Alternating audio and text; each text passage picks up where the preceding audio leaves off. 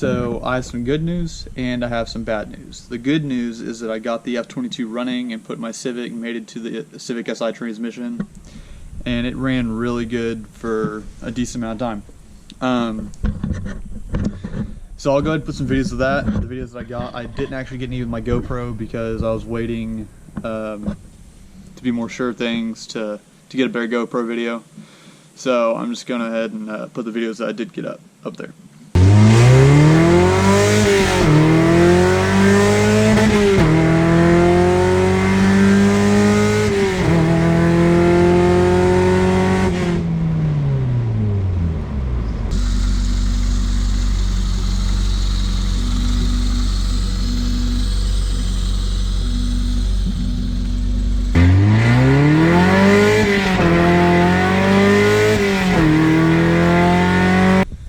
Now, the bad news is that it is no longer running.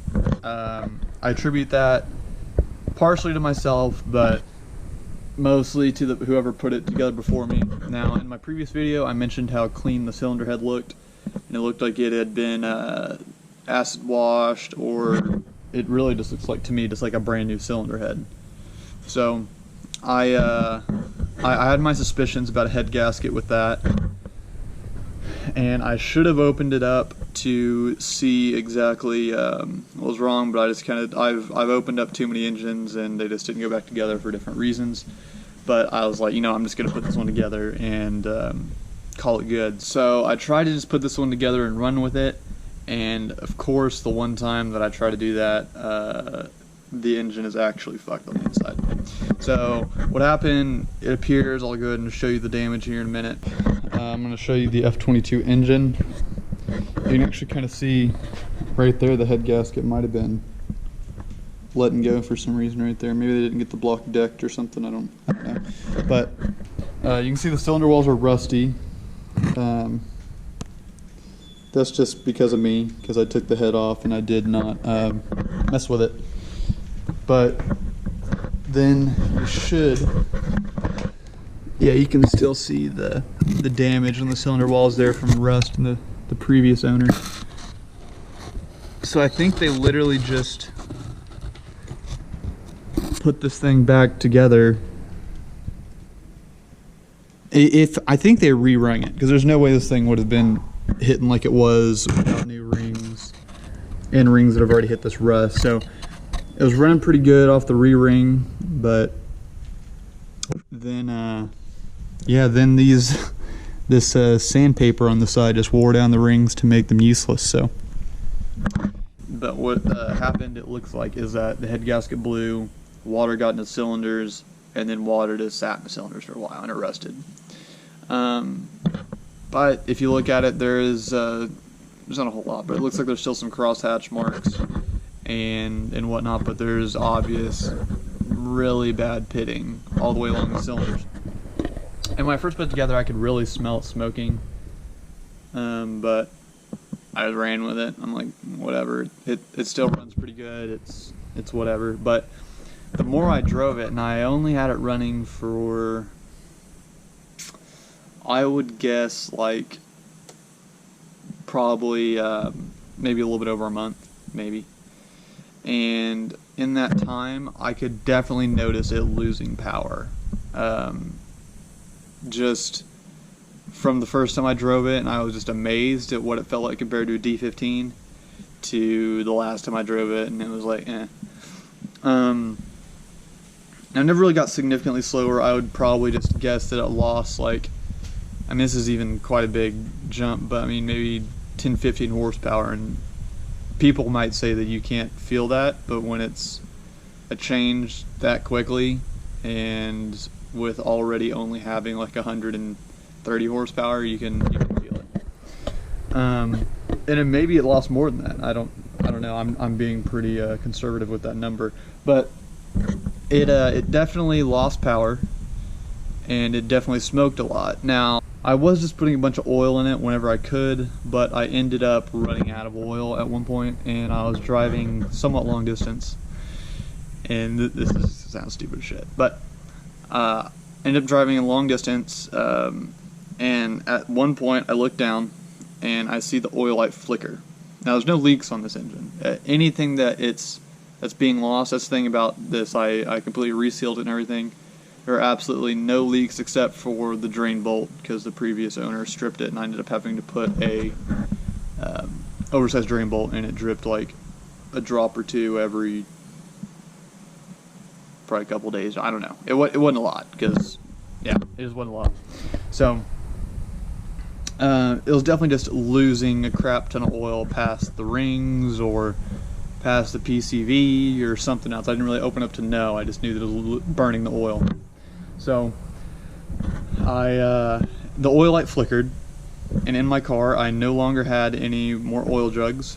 So what I did have was a quart of Honda manual transmission fluid. And if you know anything about Honda manual transmissions, at least the older ones, they recommend that you put Honda manual transmission fluid in there, but they say that you can put 5W30 in there. So I went ahead and just said, okay, my oil light's flickering.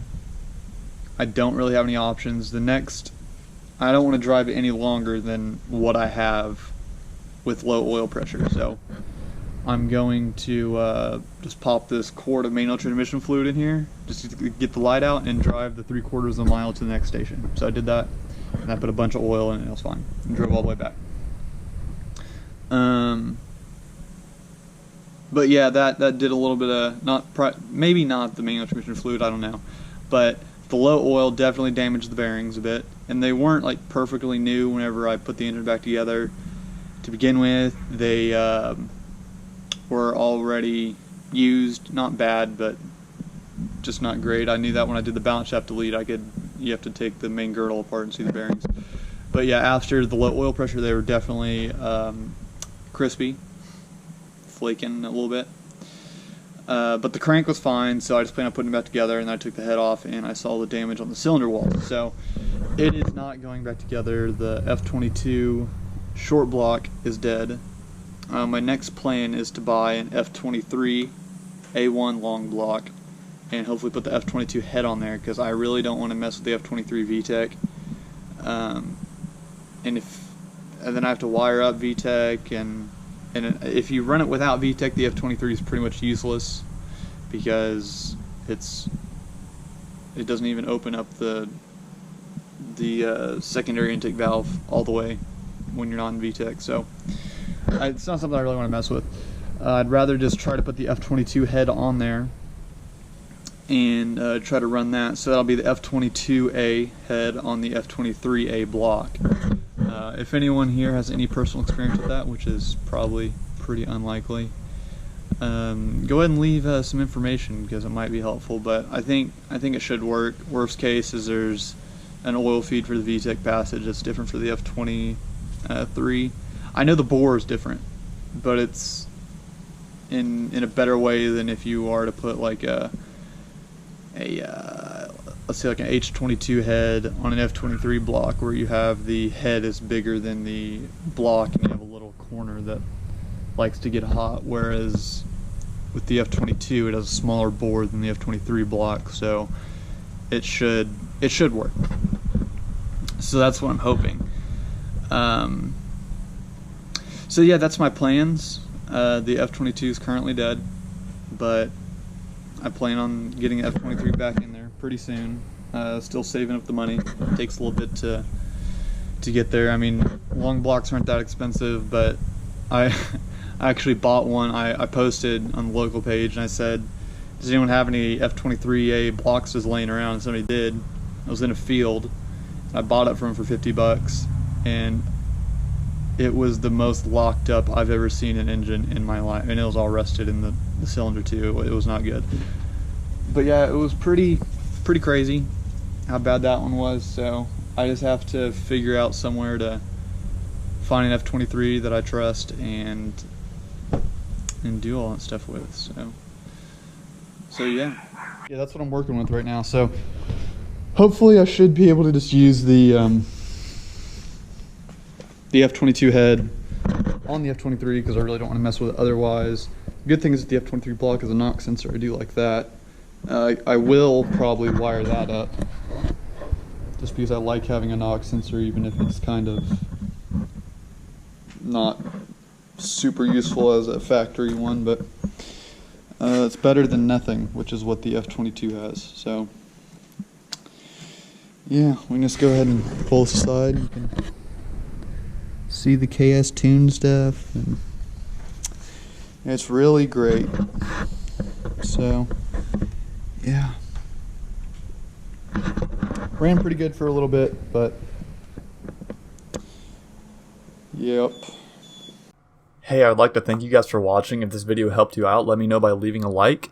If not, go ahead and leave a comment and let me know what you guys think and what I could have done better. And if you have any questions, feel free to ask them in the comments. I'm glad to help. I try to help out as much as possible.